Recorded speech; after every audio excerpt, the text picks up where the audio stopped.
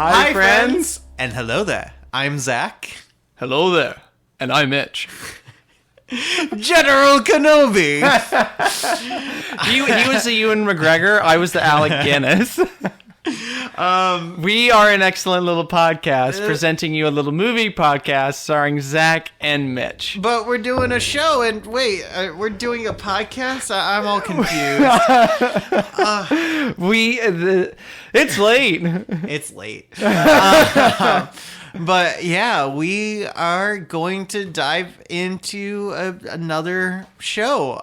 It's Obi Wan Kenobi. Obi Wan Kenobi. But this was on our top 10. It was our most anticipated streaming for both of us. Mm-hmm. So we definitely wanted to make sure we got a review out for it. And it just finished up this last Wednesday. Mm-hmm. So we want to go ahead and give it a review as a whole, not on just an episode by episode basis. Yeah. So we don't have the time for that. But we'll go ahead and start out with the director. With a lot of these Disney Plus shows, they've had a different director for each episode, but this one is actually kind of different. Which we actually I had one director, which was Deborah Chow, who started in the Star Wars universe through The Mandalorian. Yep. Some of her Mandalorian episodes, to me, are actually some of the best episodes of The Mandalorian. Mm-hmm. So I was really excited when it was announced that she was going to be taking over for the Obi Wan Kenobi series. I felt like she captured a lot of the original trilogy. Yeah, in terms of direction, I was a huge fan of her style and what she brought to Obi-Wan. I thought that was I'm happy that it was that consistency for sure. From director. I feel like this story being passed from director to director would have hurt it. I agree, yeah. But no, screenplay is by Joby Harold. Summary: 10 years after the fall of Jedi Order, Jedi Master Obi-Wan Kenobi watches after Luke Skywalker on Tatooine until a new threat calls him off-world. Now, Zach. Yes. So, Obi-Wan Kenobi sat on the Jedi Council. Yes. But was he granted the rank of Master? He was, but his apprentice, Anakin Skywalker, will not be granted the rank of Master. What a shame. Is it because he hates sand, right? He does. He really hates sand with a burning passion. And George Lucas made sure we knew that. Yeah. Very much. All right, solid bit of time. Okay, so before we go any further, we have 3 sections. We talk of our initial thoughts. Zach will go first. I will go next. And then we talk about the cast. We talk about some other non-spoilery section. For our first section is the non-spoiler section. Then we state our review of the whole of the show as a whole. And we divide it into 3 sections. We feed it to the dog, who is Jazz, who just about to fall asleep over there, I think. Or we says it needs to cook a little bit more with some, not sneezing, but some seasoning, whether or not it was maybe needed a script change, a recast, a maybe different director, which I can say that definitely wasn't the issue with this show. Now, don't spoil our review. I won't, but or we ate it up. Mm-hmm. And then afterwards, we will post a spoiler section. Zach will sound the alarm, as he normally does so beautifully, and then we will end it in style. That we will. All right. Unless one of us falls asleep, because it is getting past our bedtime. It is getting late, and I haven't had dinner just yet. So this is going to be fun. You are going to hear a very hungry Zach Prewish over the air right now, but it's going to be fine. So, do you mind if I start first really quick on my first reaction? Whatever. Go ahead. So, I'm not going to lie. If this was a movie, this would have been my most anticipated film. This is something that I've been looking forward to for a long time. The idea of an Obi-Wan Kenobi film or series has always been something that I wanted to see. Ever since Disney bought Lucasfilm, I just felt that there was going to be potential for it. There were rumors. I remember. Rumors for a while, and that's the thing. Then a couple Star Wars celebrations ago, we finally got the announcement. It was at D23. Oh, you're right. It was at D23. Because then McGregor came on stage. Yep. And he said, after years, I can finally admit, yes, I am coming back. Well, the way that he did it, because Kathleen Kennedy says, come on out. I want a Jedi Master to come out, and she didn't say Ewan. No, she just said, "Please come out, Jedi Master." And you hear Duel of the Fates, dun, dun, dun. and then there's Ewan McGregor, and typical like Obi Wan Kenobi fashion, goes up to Kathleen Kennedy like, "Can you ask me a question, please?" Yeah, and can you ask me if I'm gonna come back? And Kathleen asks like, "Are you coming back?" He's like, "Yeah." and he's gone on record to say that he's known this actually for years. This project has been being worked on for a while, and even barring the pandemic, which set it back a little bit, like this has been in the works for a while. Was originally going to be a movie, but then Solo killed it. But then changed up to a Disney Plus series, thanks to Solo. But you keep dodging. Don't badmouth Solo, okay? it was good. I loved it. I love Solo. That we will agree to disagree. But I did not enjoy it. But yeah, so I was very much looking forward to this series. I was too. And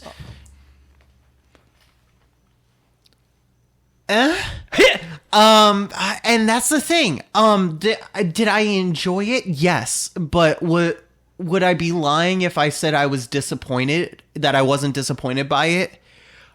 Also, yes, I would be lying if I said that, because there are things that I definitely was left for wanting and was disappointed on this series for. But at the same time, I also enjoyed it. So, like, I'm very torn on this series. If there's one thing I can say, I feel the tear. I understand why Anakin kind of wanted to go to the dark side a little bit here, because, oh boy. But I'll get into more specifics later. What, Mitch, was your first reactions to this series? So I was in the minority of, if they make an Obi-Wan Kenobi movie, awesome. If they don't, fine. As long as they are able to continue the Star Wars canon, however they do it, whether it's TV shows, movies, whatever, I'm all for. The only thing I wanted to see was how did Ewan McGregor's Obi-Wan become Alec Guinness? Sure. And that was, to me, something that I found so appealing, because how far between was episode 3 and episode 4? Was it 20 years? Ish? A little less. It's supposed to be about 15, 20 years? It was a substantial time. I wanna be accurate on it. And this is like trivia that I should know. Wow, admittedly. Thanks, Zach. No, because I'm a huge Star Wars nerd. I really love Star Wars. I live and breathe Star Wars. You can see my lightsaber collection. Well, they right can't over see there. it. They can't. They can't see it, but you can. It's extensive. Are you sure? It's a lot of money. Please don't rob me. But yeah, I was intrigued by the idea of how would Ewan McGregor become Alec Guinness, because they're both, even though they're playing the same character, they both portray him very differently. And I just found that so exciting. And then they announced it. I'm like, yeah, okay, I will watch that. Now, I was excited for it. It was my streaming pick, but not because of what? Oh, go ahead. Yeah, go ahead. You pointed at me. Yeah, no, because I found my answer. Oh, okay. That's something we'll have to edit. Yeah, no, go ahead. Go ahead and finish it. But yeah, it was a show. It was a show. I watched every episode. I didn't fall asleep, as I've been known to do with certain Disney Plus shows lately. But that's because I'm up at 6 a.m. every morning, and I'm done at 4 o'clock. And you know what? I want to take a nap. But this entire 6-episode series, I did stay up for the first 2 episodes. Okay. I was up at 3 a.m. Yep. And I watched them. And I gotta say, I enjoyed all 6 episodes. Yeah, I would say I did not enjoy. Oh, for sure. Any episodes. like I enjoyed each and every episode, and that's a controversial opinion in itself because there's a lot of people that didn't enjoy certain episodes and whatnot. But I enjoyed each episode. Don't get me wrong. Am I happy I got this series? Yes, I am very happy I got this series, and overall, I am happy about getting it and aspects of how it turned out. But again, I was also disappointed and left for wanting in some aspects. So, okay. So answer that 3 and 4. So in terms of from Revenge of the Sith to Kenobi, it is 10 years, which we did know. But from Kenobi to A New Hope, it's 9 years. So in total, 19 years. Okay. All right. So we got all that. Let's talk about this long list of a cast. So this is definitely going to be a longer episode, not going to lie, because we have a lot of cast to get through because it is a show. So we have a lot of cast to talk about. And we also have a lot of spoilers to actually go through too. So we're going to try to go as quickly as possible. Yeah. But we also want to give everybody credit. Yeah, exactly. So there's only one person that we can ever start out with, which is General Kenobi. Our Lord and Savior. I looked at the Wikipedia page how a lot of people have been comparing his look in Attack of the Clones to Jesus. He's my space Jesus. I will gladly hang up on the mantle, and he is Star Wars Jesus. He was my church. He was great in this. You can't deny. It's magic. Yeah. It is genuinely magic to see him step into this role again. So many callbacks to the prequels, and there were some hints of future Alec Guinness in it a little bit, but it was just phenomenal. Just I couldn't look away when he was on screen. No, and it's amazing how much he just. It's literally as if like riding a bike. Like he steps into this role. You can see that he wanted to and loves this role. Right, because it's been about 15 years. It's been a while for him. It was 05 with Revenge of the Sith. Yep. So he did come back for some voiceover stuff for episodes 7 and 9. Yeah, but like those were like one-liners. Like like this is like him genuinely coming back. He has the beard, and he has the beard. It was just so nice to see him again. Yeah. And it's so nice to see him, I hate to say it, but broken. Yeah. Because like honestly, after losing the amount of friends and family that Obi-Wan had, after his own apprentice turning and being the cause of the Empire's rise and rule, and basically him having to see that and then cut him down. Because he had the high ground. He did have that high ground. To see all of that, anybody would be broken. Right. And the Empire is just all encompassing and all consuming. So to see where they were and how far from grace that they have fallen, there's not a lot of hope in this galaxy right now. No. And it has affected Obi-Wan. So I like that we got to see him at his lowest, and that we start to see him heal and go into what we know him from in New Hope, from Alec Guinness's portrayal, the original portrayal of Ben / Obi-Wan Kenobi. Yeah. But they brought somebody else back. They did. They actually brought, in this next character, they brought back two versions of this character back. They brought back Hayden Christensen and James Earl Jones as Darth Vader. Wow. I mean, so here's the thing. Yeah. I did not like Hayden Christensen in the prequels. Oh, no? I thought he was not a good actor. Okay. He was young, he was green, and I know he did a few things before where he was critically acclaimed, but he was subpar in Attack of the Clones and Revenge of the Sith. He did better in Revenge of the Sith. Okay. But he just I get that he was portraying Anakin's hate throughout those two films. And Jake Lloyd was terrible in the first one. I'm throwing that out there. He was terrible.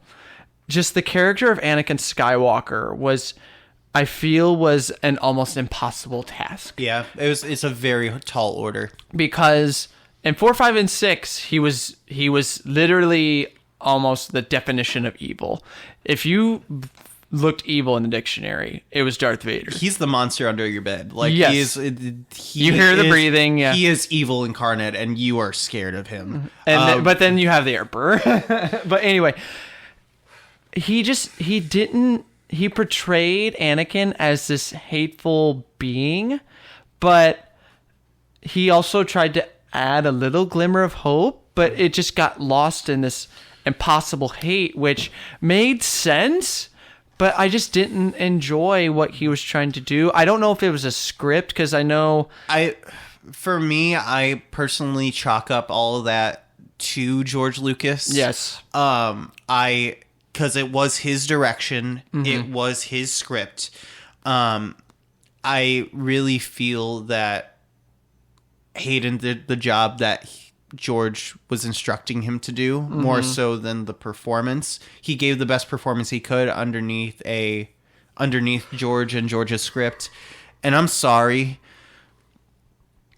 no actor can talk about sand. Yeah.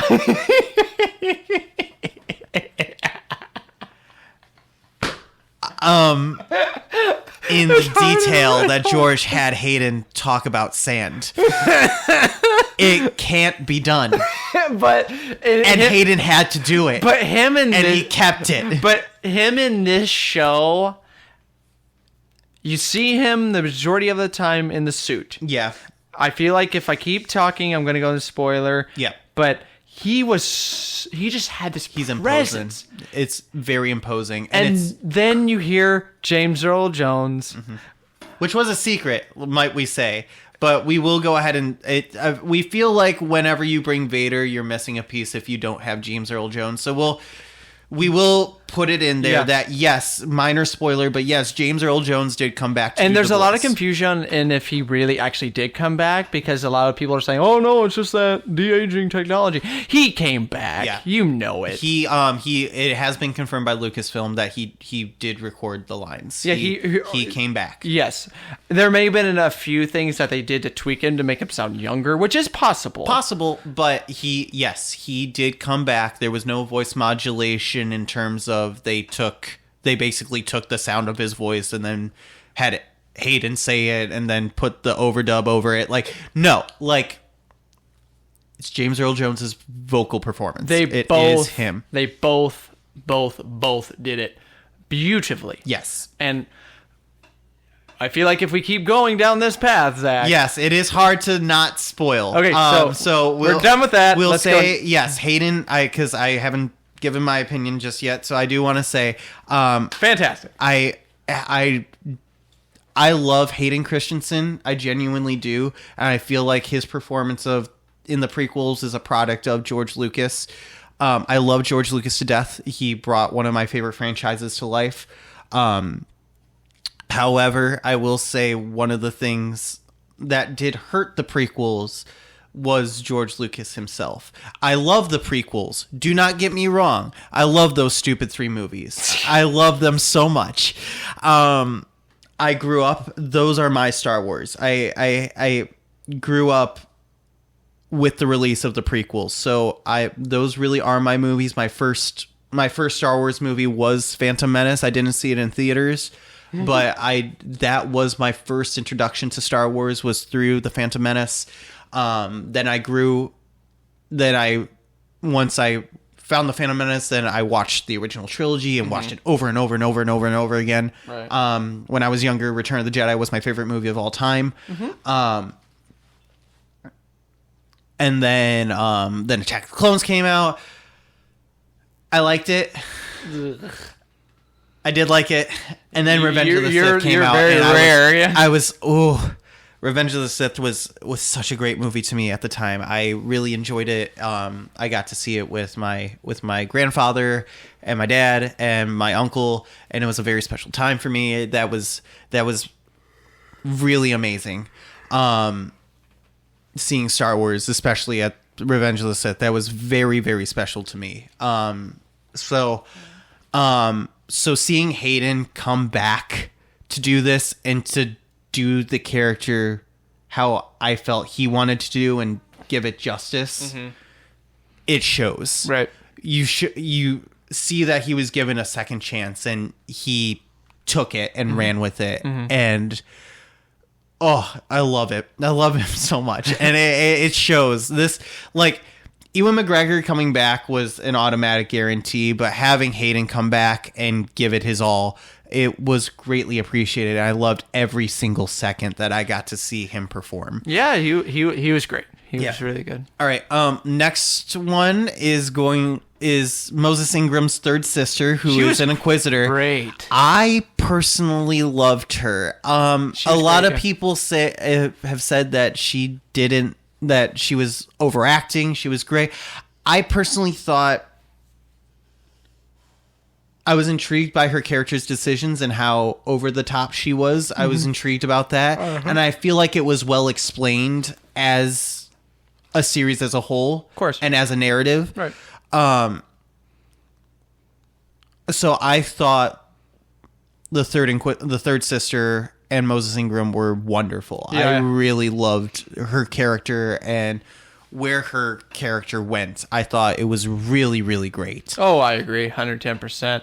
I feel like, again, with the majority of this cast, if we talk too much about them, we're going to go into spoilers. Yeah. So, yeah, she was great, but somebody that really stole the show. Oh, yes, and this is the thing.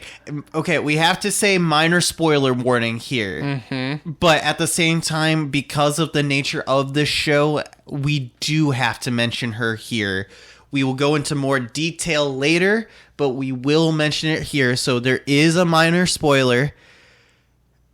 Leia Organa does make an appearance. Yeah, and she's played beautifully by Vivian Lyra Blair. Yep, I think. Lyra Blair. Carrie Fisher would be so proud. She would be so proud. Oh my gosh. She's great. So charming. Yeah. She's amazing. I love her so much. Anytime that she was on screen, I couldn't help but smile. She has the heart of Leia. She has the spirit of Leia. She is Leia through and through. And oh my gosh, literally the second, I will say this. So the second that we saw Alderaan, I started, like, it took me a second, but I was like, oh, we're on Alderaan. We're on Alderaan. Are we about to? And then all of a sudden you see the back of the character and you're like, I screamed. I was so excited to see her. Yeah. She was really well done. I was so happy to see her. Mitch. Again, if we keep saying... Yes, I know. But is there anything that you do want to say? She was great. I mean... Yeah. She was literally a small midget version of Carrie Fisher. But she was great. She was absolutely great. One person that I felt was a little... It could have been better, dare I say, was Joel Edgerton as Uncle Owen. To be honest, I disagree with you here. He was fine. I loved him. It was another one where whenever he was on screen, I smiled. I thought anytime he showed up, that was perfect. I liked, because especially since we saw a more hopeful side of Owen in the prequels. Yeah. Seeing this side of Owen in between that and New Hope was really great to see. Yeah, because New Hope, he's kind of gruffled. He's very gruffled. He's more of colder too. Colder. So to see that bigger version of Owen, and like, I'm sorry, George Lucas just had that foresight, man, of casting Joel Edgerton. Yeah. Because, oh my God. That's what he's been doing lately, I think. My God. Because I love Joel Edgerton as a performer. Yeah. I think he's such a wonderful actor. So the ability to bring him as such a high caliber actor as he is back into Uncle Owen. Oh man. Yeah. So good. I guess I didn't really see it that much That's when I was. fair. It's okay. It's all right if you disagree. But he was fine. I wanted a little bit more of that gruffleness. Well, and that's the thing. It's alluded to in the synopsis. The official synopsis we didn't want to say because we feel like it's a little bit too spoilery. Yeah, it had a few spoilers in there. So we had Damn you, to kind of revise it a bit. Damn you, IMDb. But because of the nature of the show, you would have thought you would have saw Owen more. Yeah. However, you don't. Nope. Maybe see him like 2 episodes. Yeah, about 2 episodes. But for me, the time that you do see him, I love. Yeah, personally. I agree. But moving on up. Moving on down. Moving on down the cast list. Someone that I think everyone figured he was going to make at least an appearance. Oh, for sure. Because he made an appearance in Rogue One. Yeah. Is Jimmy Smits Bail Organa. He was so obviously so secondary. Yep. But still so much fun to see him again. Yeah. Mm-hmm. Because you saw him in Rogue One and he was this old. He was really old. I mean, but to see him in that middle age, because he was young in episode 3 for the most part. But to see him in that middle-aged, it was so cool. And he was that. Obviously, he's Leia's father. Yeah. Stepfather. But to see him carry on Anakin's fatherly figure that she needed was so cool. And it literally was like, it was him basically becoming Leia's father, even though obviously we know he's not. Yeah, he was her father, and it was something that I didn't know I needed in this show. Sure, but I wanted to see it. It was great. It was real cool. Yeah, it's a great way to bring in the prequels through him. And it's also, to be honest, by seeing Jimmy Smits and Bail Organa come back, and having him on Alderaan, like not just like seeing him, but having him on Alderaan specifically, just gives so much more weight to when the Death Star takes Alderaan out in New Hope. It gives so much more weight to who he is and what Leia loses. Right, because he's on that planet. And because Leia was young and 4. I think she was like maybe 20. Her and Luke were about... So they're 19. They were 19. Because end of Revenge of the Sith is 10 years before. So and then Luke and Leia are 10 in Kenobi. And then 9 years have passed in New Hope. So they're 19. Yes, so they're pushing 20. Which is weird because Solo takes place at around the same point here. Right. So, and Solo is like 20. Maybe? Solo is like 14. Han is 14 in this. So, like, there's an age gap here. Yeah. there's an age gap. But that's not important. But it also provides... They are adults when they have the relationship. That's the important thing. But Han Solo's not here. Harrison Ford is not here. That's fair. But yeah, it really carried the emotional weight of the Death Star taking out Alderaan. Yeah. But who's next, Mr. Zach? So now we kind of get into our newer-ish characters. Yeah, into our newer characters. Well, I guess Third Sister was our newest character, I guess, but these are also very new characters. One that we really cannot talk a whole bunch about without spoiling. Is Indira Valma's Tala. Yeah. All that I will say about her is the performance was wonderful. Yeah, she was great. And she served the plot well. Yeah. I really cannot talk a whole lot about her until we get to our spoiler section. So all I can say is she was great. Wonderful performance. Great character. Yes. Very good. Now, who's next? Again, another character, O'Shea Jackson Jr. I'm very happy he's in the Star Wars universe now, and I'm really excited because I hope we do more with this character going down the line. As Roken. Again, not a whole lot we can talk about this character. But he was great. Yeah. It was great. Yeah. Great character, great performance. I look forward to... I hope he continues on in the Star Wars universe and we see more of him. Who's next? Kamil Najhani. He was hilarious. He was hilarious. I loved him. Again, not much we could talk about. He was great. Great character. Great performance. That's all we were really going to talk about in the cast. Yay. Actually, you know what? We'll talk about him too. Rupert Friend, Grand Inquisitor. Bit of backstory. I freaking love Rebels. And that's where this character was created from. I've never seen Rebels. Rebels is amazing, and any Star Wars fan really should see it. I'm genuinely, if you enjoy Star Wars, you would enjoy it. Takes place in roughly the same time period, a little further back. Would it's you 5 to 6? No, it's about 7 years after. I know a lot of Revenge people of were the Sith. disappointed that Jason Isaacs didn't. Yes, that is one thing I will say. I am disappointed that Jason Isaacs didn't come back to reprise the role. But I don't know if they asked him. I don't know if they asked him either, but I am really he sad. He did fine. Rupert Friend did fine. fine. He did. I was a bit disappointed by him. Yeah, okay. I'm not gonna lie. So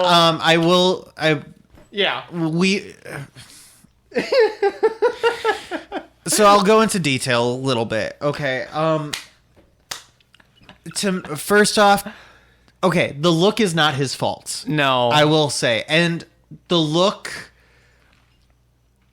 in the show is a little better than the trailers, but not by much. Mm-hmm. And yes, you are taking an animated character and bringing it to live action, so that is hard. Mm-hmm. That is hard. Oh yeah.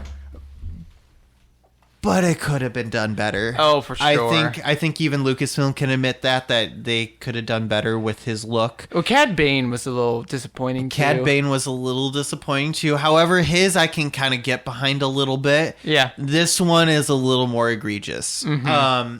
Especially since we've had characters of that race be portrayed in live action before. Mm-hmm.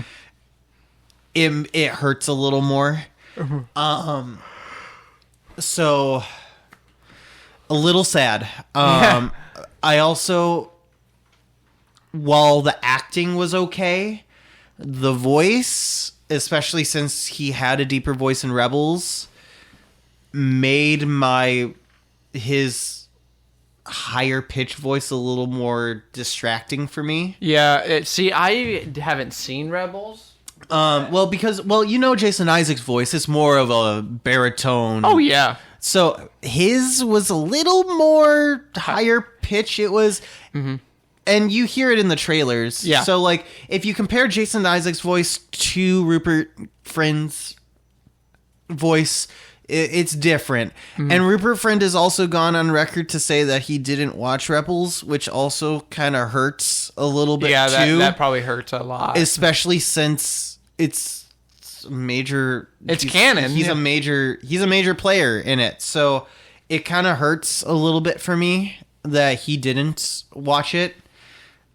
Well, I guess never mind. I said Rebels takes place 7 years. It does take place 7 years before, but like, there's a jump. Yeah, there's a big jump. There's a jump in Rebels because in Grand Inquisitor's idea is finished. Yeah. By the end. Mm-hmm. So it's just to see where their character was, and I fell in love with that character in Rebels. To see where he went, they could have used him. I liked how, in terms of narrative, they used the Grand Inquisitor, but his performance was left a little bit more wanting. Yeah. Well, there's the cast. There's the cast. Okay. Now time for our non-spoiler section, which is very small. We're going to go ahead and do our second part of it, I think, first, because there's a little less to talk about in that one than there is in our second part. John Williams. John Williams came back out of retirement to... this man has retired a bunch. And he is coming back for Indiana Jones. But he has stated Indiana Jones is now his last, officially. Which he says he is done. That makes sense. That does make sense. But he didn't do a whole bunch in this. He did a few themes, yeah. He just did the main theme and a few other themes. Music entirely was mostly done by Natalie Holt. But it still felt like a Star Wars. It still feels Star Wars. Oh, yeah. Which is, I feel like Natalie Holt did her job. It still feels Star Wars. Mm-hmm. And I really enjoyed the music. I did too. Now we'll go ahead and move on to pacing. So for me, first 2 episodes were really, really fast. For me, at least. The first episode, I think, hit its pacing the best. I agree, yes. I think in terms of pacing, the first episode did the best at it. Mm-hmm. And then it kind of zigzagged through the episodes. Yes. There were a few, I don't want to say which episodes. Sure.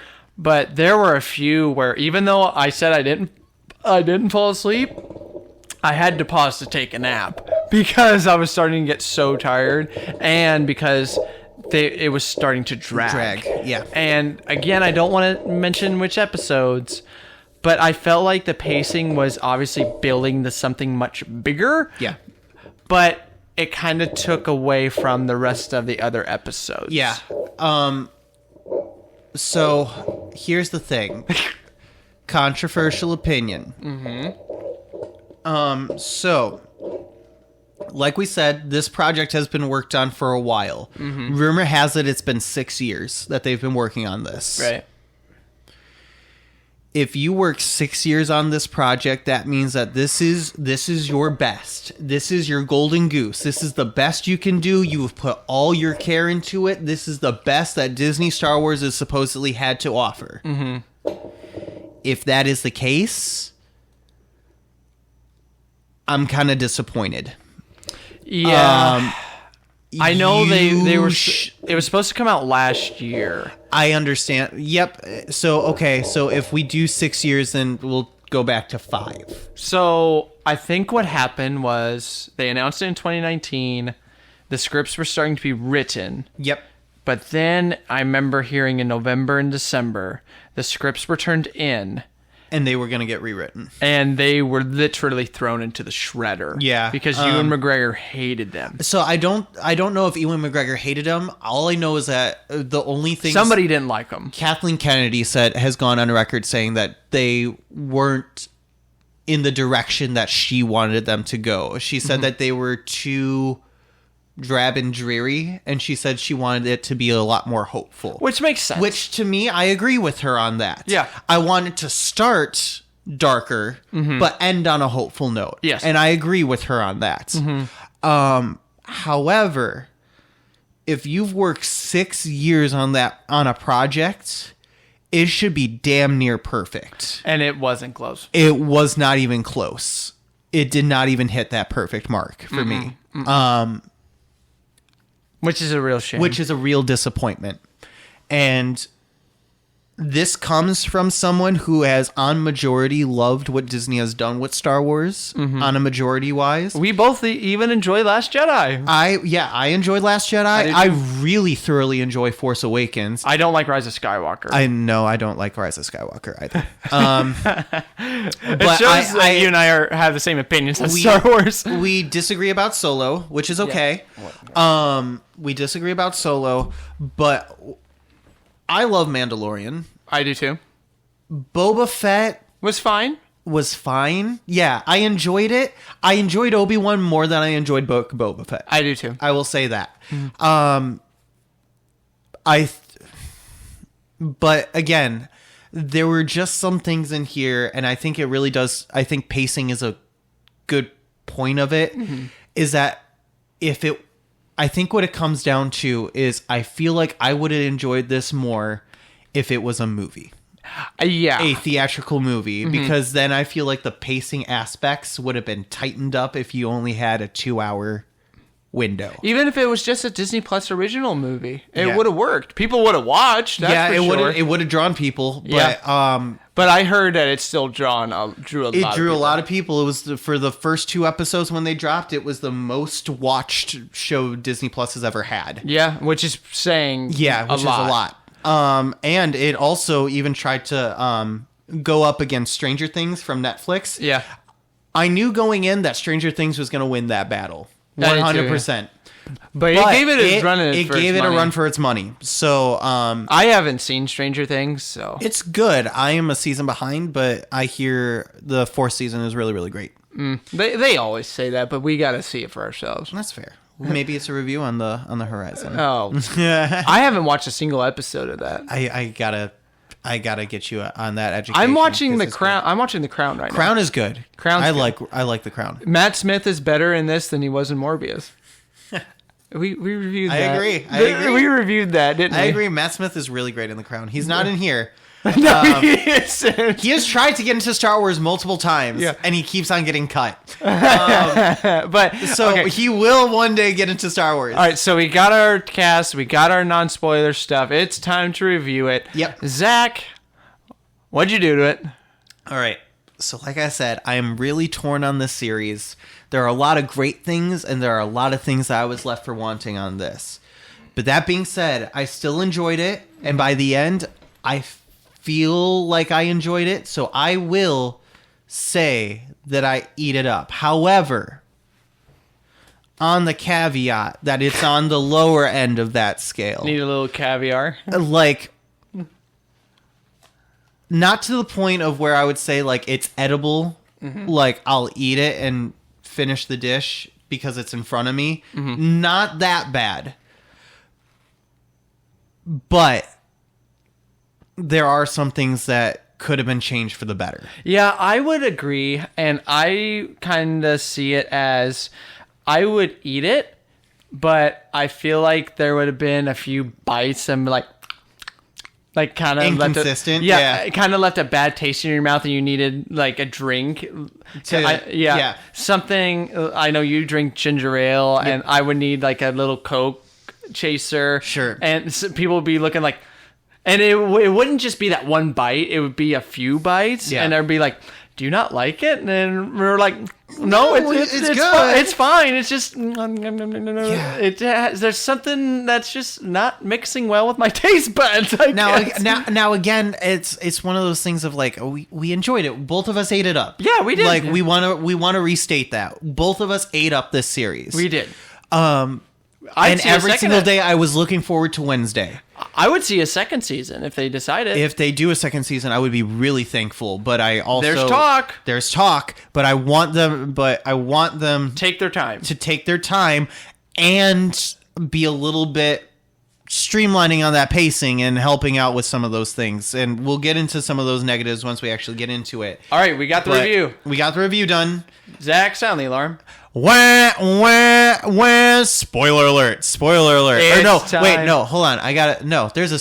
There's a specific sound in Star Wars that I can use for it. It's the oh yeah. Spoiler alert. Execute Order 66. We are now getting into spoiler territory, ladies and gentlemen. All right. So it's time, everyone. Let's do it. Hello there. All right. Leia gets kidnapped. Leia Skywalker is actually a huge part of this story. She's in every single episode. She is in every single episode, and that was the big thing that I was worried about going into Obi-Wan is how do you make this intriguing? How do you make us...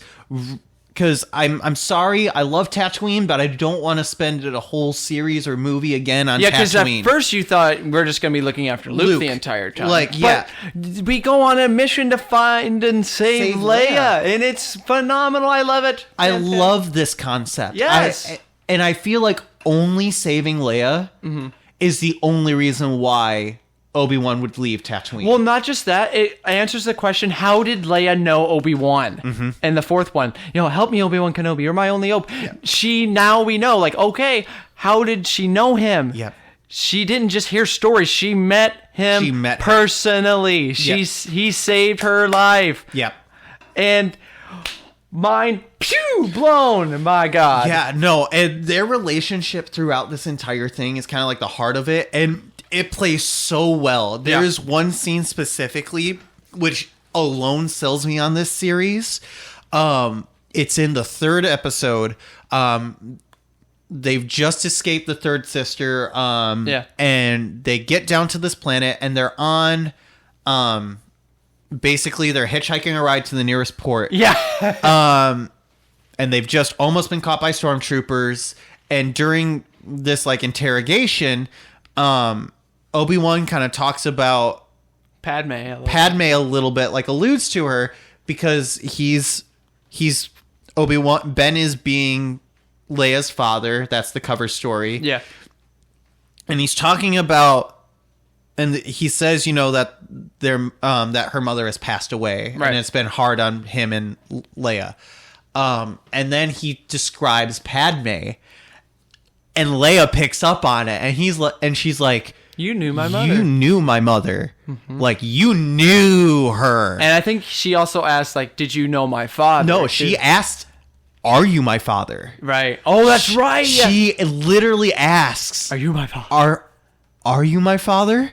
And my heart just like sank, yeah. and I was like, nobody knew her. Oh no, that is so much sadder on so many levels that you do not understand, little child. Oh God, no. Oh God. No, that moment made me tear up because and you see it on Ben's face. He's like, but I wish I could say I was. Mm-hmm. And she asked him, like, did you know my mother?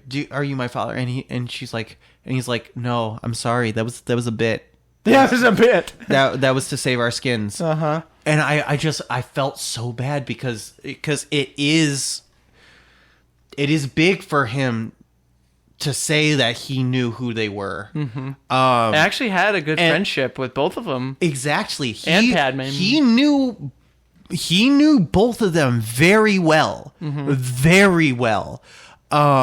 So it sucks to the point where he cannot tell Leia about it because he doesn't want to step on Bail's toes. No. But also he telling her that information could put her life at danger. Mm-hmm. So it's hard, man. It really is. It's really hard to be a Jedi nowadays. But what did you think about Leia's arc in this? It was theory? so beautiful, but I also want to mention the last scene at the end of the show when he sends her, he gives her back to the Organas.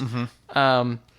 When he describes both Padme and Anakin and all the qualities of them that lives in her, and it really, really opens the door to what we see in the original trilogy and the sequel trilogy that we just knew were coming. Yeah. We just didn't know that she would realize those qualities from Obi Wan Kenobi. Yeah. Because you don't know how she got those qualities. Yeah. You do, but you don't know how she found out about them. But now you know how she found out about them, and it's from Obi Wan Kenobi. Yeah. And that was really intriguing for me.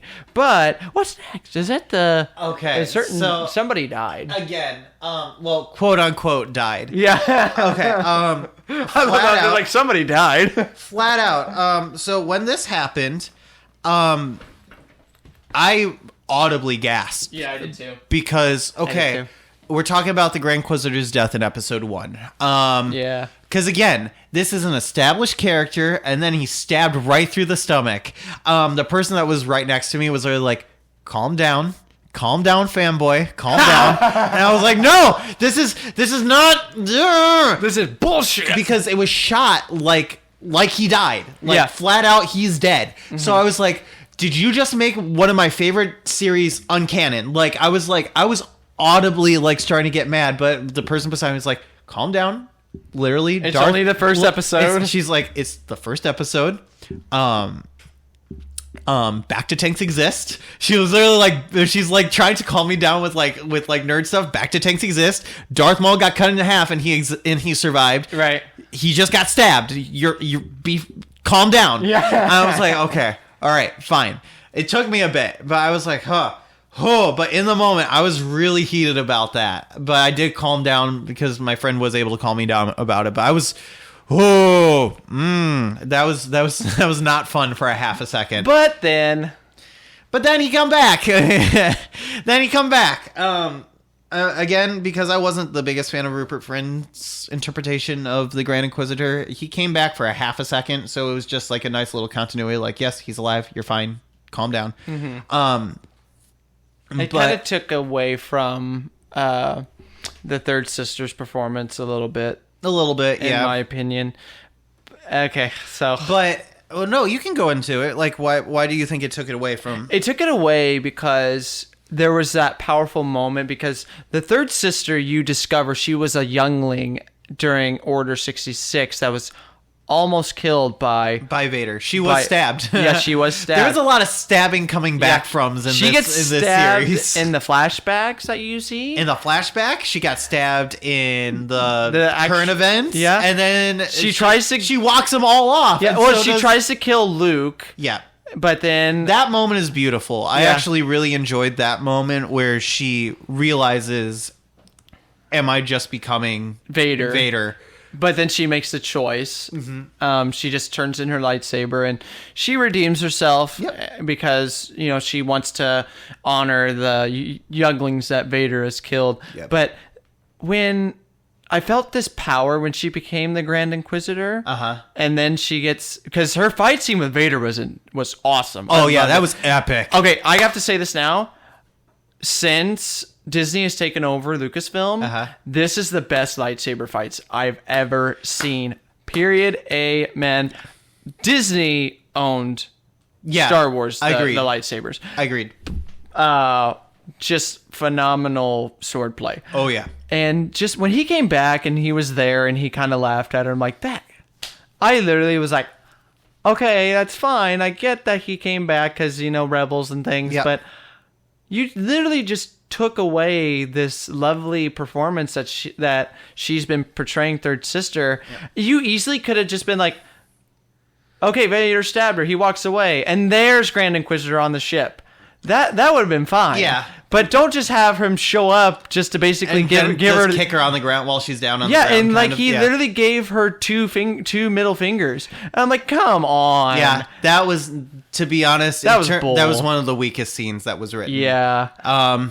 So we got those two moments. Okay. Yep. It's time. Okay, here's the thing. This is going to be my most controversial opinion of the episode. Qui-Gon came back. Yeah, and I actually... Liam Neeson. I'm really happy Liam Neeson came back for the show. However, how the show used him, I freaking hated. It was so stupid. It really was. Even though I loved it, it was stupid. Come on. Because A, the scene seemed tacked on. It was. B... We spent the entire series going, Master Qui-Gon, I need your help. Master Qui-Gon, I need your opinion. Master Qui-Gon, I need your insight. You're my only hope. Obi Wan kept on reaching out, and the fact that all we got was 2 lines of "took you long enough" and "follow me, we got a walk to do." That's it. That's it.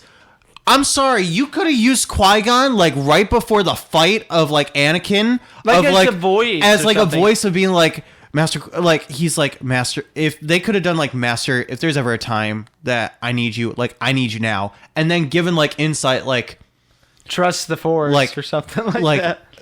To show, I feel if Qui-Gon would have come to Obi-Wan before the fight, right before, as Obi-Wan was meditating, before his last fight with Vader, it would have shown Obi-Wan has now come back fully. He is now back in tune with the Force.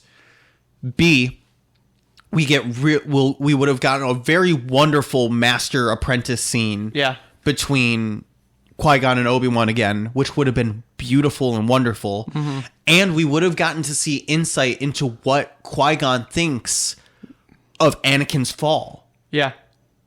But instead, we just got But instead, we got this... Come on, let's go. I was like, the front... Okay, to be honest, the best winner of all this is Liam Neeson for getting whatever amount of money he was paid. Yeah. That was the cheapest cameo that you ever could have gotten. Liam Neeson walked away with the best. He was the winner in that situation. It put a smile to my face. It did, and I was so excited because I was so looking forward to that specific cameo. That's the one that I was really looking forward to, and the one that really disappointed me. Yeah, it was so dumb. I was so mad about that. But okay, so I swear to God, please make a second season alone just to make up for that. Because Liam Neeson would come back. Liam Neeson would come back if you make a genuine aspect of the character. Okay. God dang it. Okay, so we talked about saber fights. Yeah. we got 2 fights to talk about, and it's Vader. Well, can we talk about also the other fight that you see in the flashback? Oh yeah, we gotta talk about that. Yeah. Okay, so let's we talk about the see first. Hayden. Yeah, Yeah, let's talk about the first fight quickly, and then let's talk about the flashback fight, and then the final fight. First fight, I hated it. Oh, you hated the first I fight? hated it because it was so like, oh, Obi-Wan's running around like a chicken with his head cut off, and here comes Vader looking like this big like demon. So I actually I disagree with you on this. I actually didn't like it. I love this fight. Because Obi-Wan is out of practice. He's rusty a fuck. And I love it because you're right. It's been 10 years. The dude has not touched his lightsaber in 10 years. No. And I like that we see it. And Vader has. Vader has been hunting down Jedi. He's been waiting for this moment. And I like that Vader plays with him. I like that Vader absolutely slaps him. Like, I love that this first fight absolutely took him down. I did enjoy some of the dialogue, though. Like, you should have killed me when you had the chance. And... what have you become? I am what you made me. Yeah. Because it shows that Obi-Wan still blames himself for Anakin's fall. But you found out later in the third fight that we see in the show. But we'll talk about that in just a little bit. And then I also really love that, like, Vader was in his sick, twisted mind was like, I'm going to drag you through the fire. Like, I love that. That's what happened to me. Yeah, that's what happened to him. I really love that aspect of that fight. That was neat. That was neat. But yeah, no, I love that first fight. I thought it was actually really phenomenally choreographed and really well done. Barf. Sorry. But I really loved it. I thought it was really well done character-wise because ultimately, to me, for Star Wars, the best thing about the lightsabers is 8 times out of 10. Because I don't want to say episode 9, because specifically episode 9, those lightsaber fights in episode 9 were those were ugly. egregious. They were terrible. But the reason why I love lightsaber fights and lightsabers specifically themselves comes back to a conversation that George Lucas has said and Dave Filoni has restated, is that they're only ignited for story purpose. Yes. The only reason why lightsabers come out, as cool as they look, and they fucking are, is that they are ignited at high points of the story, at tension, at facts, and when the biggest reveals happen of the story are when the lightsabers come out. Obi-Wan dies in the first lightsaber duel. And Luke loses his hand and is revealed that Vader is the father in this fight. What? Darth Vader's Luke's father? Who would have guessed? I know. God, I wonder who Leia's father is, though. You literally, if someone hasn't seen Empire Strikes Back, you literally spoiled it for them. I know. I'm sorry, you friends. Peter Parker is listening to this right now. How dare. How dare. Wait, who's Peter Parker? Who's Peter Parker? You know that really old movie with the walking thingies? Yeah. Our nerdiness has came out today. And then then you have Return of the Jedi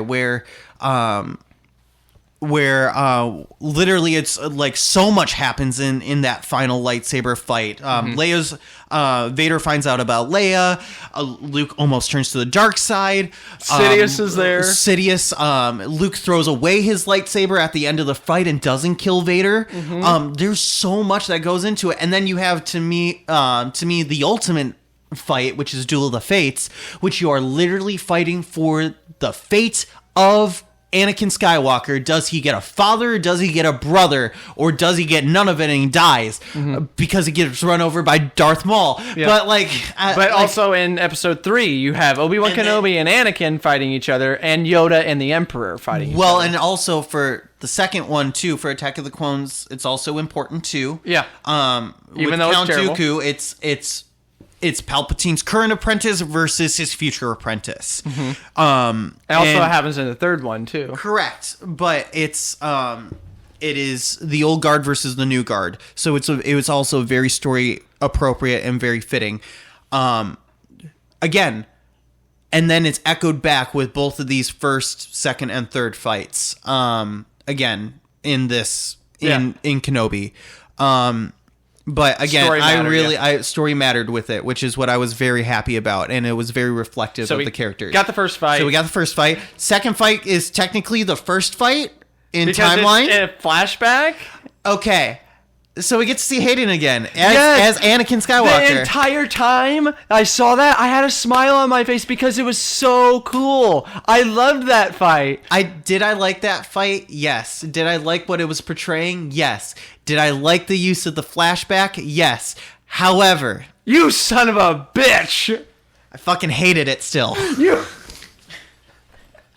Again, damn you! I hated it still. I loved it. I loved it, but I hated it because the Flash.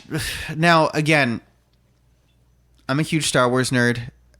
I've read a lot of Star Wars books. I've seen a lot of Star Wars in both animated and live action. Mm-hmm. I've lived and breathed Star Wars for my entire life. Mm-hmm.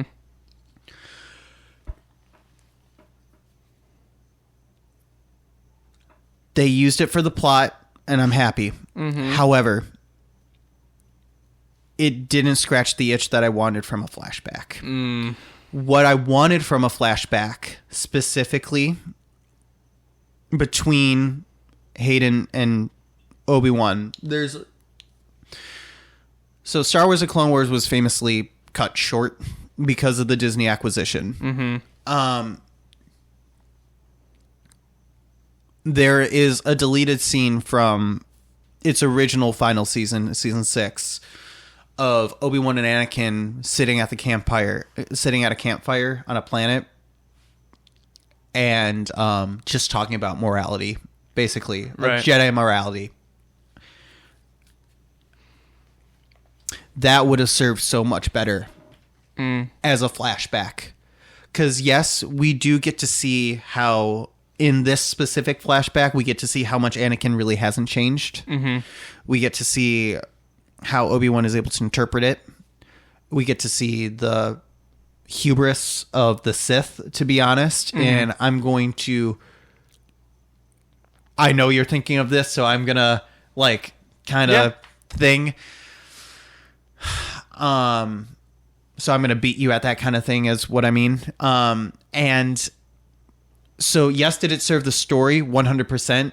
But there are so much more things that I wanted to see from a flashback. I wanted to see hints of Vader a lot more in said flashback. Okay. I wanted to see more of the Anakin that we loved in the prequels. Okay. Bordering on that dark side. Okay. And Obi-Wan going... Hey, calm down. Yo, I understand what you're going through, but showing basically what I wanted to see in a flashback was Obi-Wan failing as a father and being more as a brother. Okay. That's what I wanted to see in a flashback, and that's where I got disappointed. Okay. Now, again, is it unfair for me to bring things like expectations to a series that I had no part in creating in? Yes. Thank you. I just threw a ball at him. So yes, it is unfair of me to put that expectation onto a series. Okay. That is, I will admit that, and that is unfair. And that's, to be honest, a little toxic of me to do on the series. Bad. How dare I? But let's talk about this third fight. I really, really, that was just something that I was missing from a flashback. And again, I'm not going to say that the flashback itself was bad. Right. Again, I enjoyed the flashback. It just wasn't what I wanted. Okay. That makes sense. Which I'm sad. But can we agree on this third fight? We will agree on this third fight. This third fight was so awesome. Beautiful. Anakin finally got the high ground. He did, and he still lost. And he still lost. But well, he won in the moment, but he won the battle, but not the war of that battle. So obviously the fight itself was cool. They're throwing things. They're using the Force. The sabers were just on it. But I want to discuss the moment at the end. Yeah. When Obi-Wan cuts Vader's helmet and the voice synthesizers broke. Yep. And it's fading in between Hayden and James Earl Jones, and which was really cool. They look at each other, and there's a pause, a small pause, and Obi-Wan says, "Anakin," not Darth Vader, Anakin. Yep. And he apologizes because he blames himself for Anakin's fall, but it was almost like, even though obviously it wasn't a forgiveness, but the way that he worded it, that way that Darth Vader worded it, it was like a half apology. Yeah. Like a half apology, but not meant to be an apology. Yeah. It was like, you didn't kill Anakin Skywalker. I did. Yeah. And that's when, because you remember in the fourth one when Vader... You're a master of evil Darth. Yeah, because like... You're only a master of evil Darth. Yeah, because you would have... he would have called him Anakin, but... That was the moment that, because Obi-Wan says, "Then my friend truly is dead. Goodbye, Darth." Yeah. And that was such a pivotal moment in the Star Wars saga. Yeah. That was when Obi-Wan really, in his mind, Anakin's dead. Well, and that's another thing that I want to say is kind of a shortcoming of this specific series, and is something that I feel like they cannot rectify. Because... The unfortunate thing is, okay, maybe you have Vader, if you do a second season, maybe you have Vader in it a little bit, but after what is said in the next cameo appearance,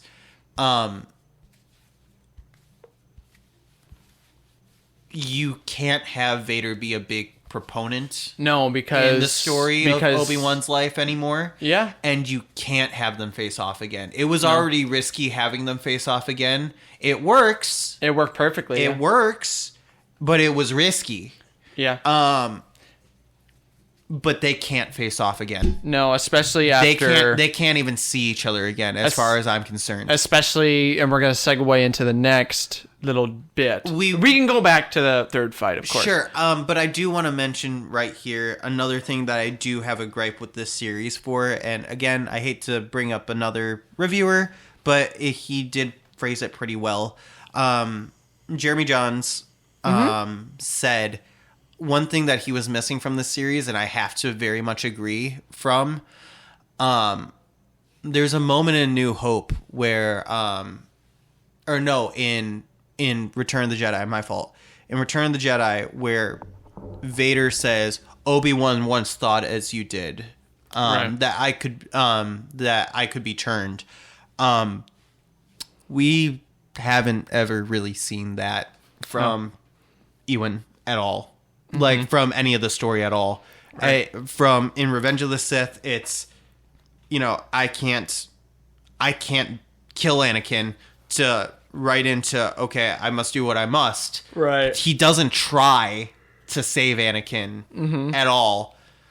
He just faces Vader. And then again in this that was one thing that I was really hoping for in this series that we were going to get, was that I felt like he was maybe going to try to save Anakin, and he doesn't. He just faces Vader faces Vader again, which I was very disappointed about that aspect of it too. And I will also bring out a little bit too, flat out, the final part of this final fight, flat out stolen from Rebels, not gonna lie.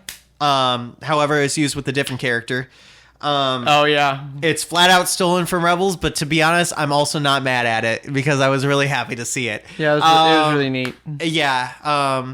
So I thought it was really, really cool to basically see this final aspect of the fight. Now, going off of you don't think they should face off again. Yeah. Because that segues into the next cameo. It does. And it's the Emperor himself. Yep. Ian McDiarmid comes back. I swear, he is the MVP of the Star Wars franchise, if you really think about it. Because he has been in... almost every single incarnation. 7 films... He's done some voice work for Clone Wars and Rebels, if I'm not mistaken. Yep. And now he comes back for this. I swear, that man just... He cannot shake this character. No, he can't. and Okay, but I'm not gonna lie. This is probably the worst the Emperor's ever looked. yeah, he looked bad. It was. You could feel that they were running out of money at this point. Yeah. And they were like, okay, who can we get like Darth Vader like to really calm down on this specific subject on? And it was only Sidious that could do it. But He's starting to show his age. Well, not only is he showing his age, like again, they put prosthetics on him because they had to. yeah. It didn't work, It yeah. didn't look good. No. It didn't look good at all. But it during their conversation, it was The conversation was good. The acting was fine. But He just didn't look good. He just didn't look good. But Sidious is basically saying that basically he told Vader that if you still are hung up on Obi Wan Kenobi, then Anakin lives. Anakin still lives. But then Vader took a quick little detour because he kept saying like, I want Kenobi. Yep. He quickly took a detour, and I didn't like it. Like, I loved the scene, but the way, because Vader was like saying, I want Kenobi. But then Sidious is like, if we keep doing this, Anakin still lives. And then he's like, oh, never mind. I'm done. Yeah, I hated that. Yeah. I didn't like it. I didn't like it either. Yeah, I love that. Oh, never mind. I'm done. And then you hear the Imperial March. And then you hear the Imperial March, and I was happy that we finally got some of the original themes eventually, which I was really, really happy to hear. However, it was dumb. It was a cameo that needed to happen. It was just, again, not so great written scene. We've got one more thing. Yeah. So I want to talk about the underground a bit.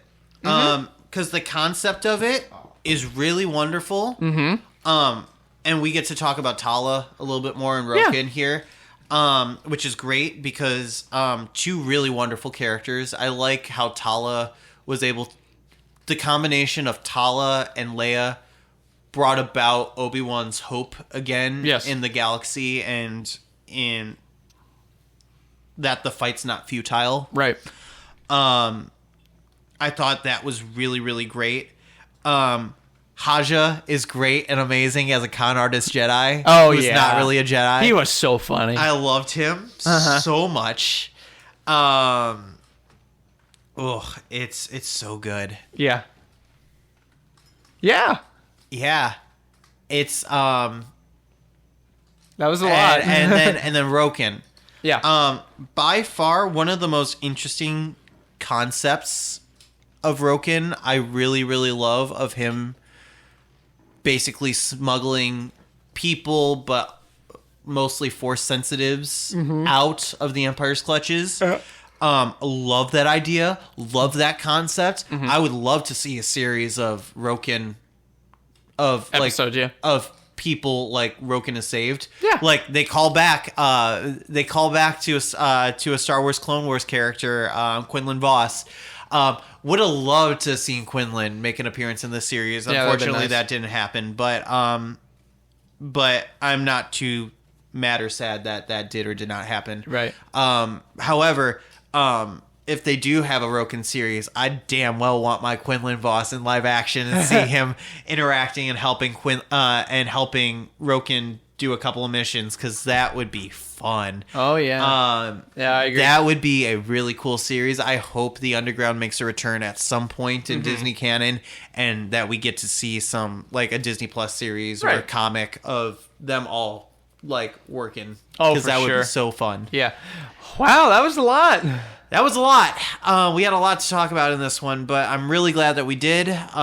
Again, overall, we enjoyed it. We ate it up, but there are some things. There are some things in Lucasfilm, like, Let's y'all, focus. you worked on this for a while. This should have been in better shape than how it turned out. I feel like they were kind of more in trying to figure out the Mandalorian, Book of Boba Fett, and that little side universe that they've got, or side portion of the galaxy they've got going on. But if they make a second season, I think it'll be better. I think it will be better, and I think Disney's learned a lot from this, and I think there's been feedback.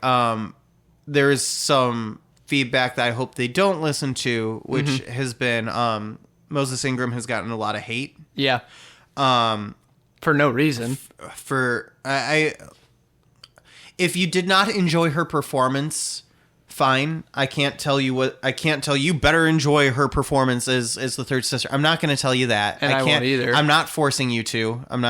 But to the point where you're sending her death threats is not okay. Yeah, I agree. So think of however you want on the character and her performance. However, think before you act. Just don't treat her with disrespect. Yeah. She is an actor doing a job. So y'all, like, don't hate on someone who's doing their job. Yeah. All right, but overall we enjoyed it. We did. We this is the conclusion of our little bit of Obi-Wan. Maybe we'll get a little bit more later. I'm hoping so, but we're really that tired. Time, I'm Zach. I'm Mitch. And we have been an excellent little podcast.